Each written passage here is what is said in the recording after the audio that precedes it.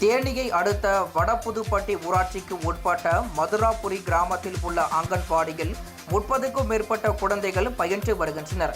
இந்நிலையில் சிறுநீர் கடிக்கச் சென்ற குழந்தை ஒன்று கீழே தவறி விழுந்ததில் தலை மற்றும் முகத்தில் பலத்த காயம் ஏற்பட்டது.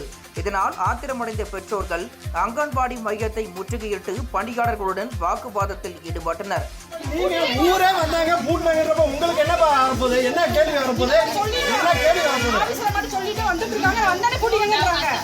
நல்லா கட்டிக்க.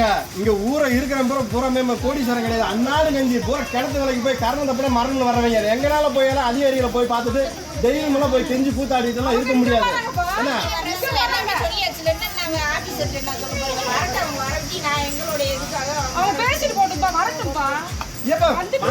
கூட்டிட்டாங்கன்னு சொல்லி சொன்னதப்பா. இதுல என்னப்பா இருக்கு? அவங்க முன்னாடி முன்னிலையில போட்டுணுமா?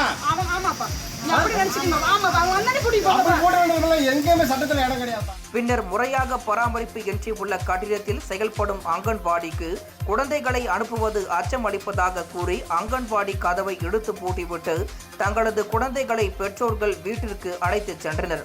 இதனால் அங்கு பரபரப்பு ஏற்பட்டது.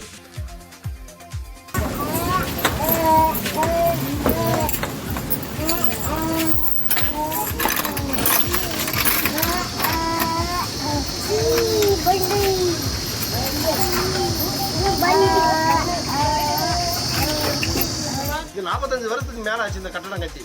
அப்படின்றப்ப இந்த கட்டடத்தை புதுப்பிச்சாலும் கூடமே அது எத்தனை வருஷத்துக்கு அது தாங்கும், அது ஒரு நம்பகத்தன்மையா இருக்குன்றது தெரியல. அதனால எங்களுக்கு வந்து புது கட்டடம் தான் வேணும்.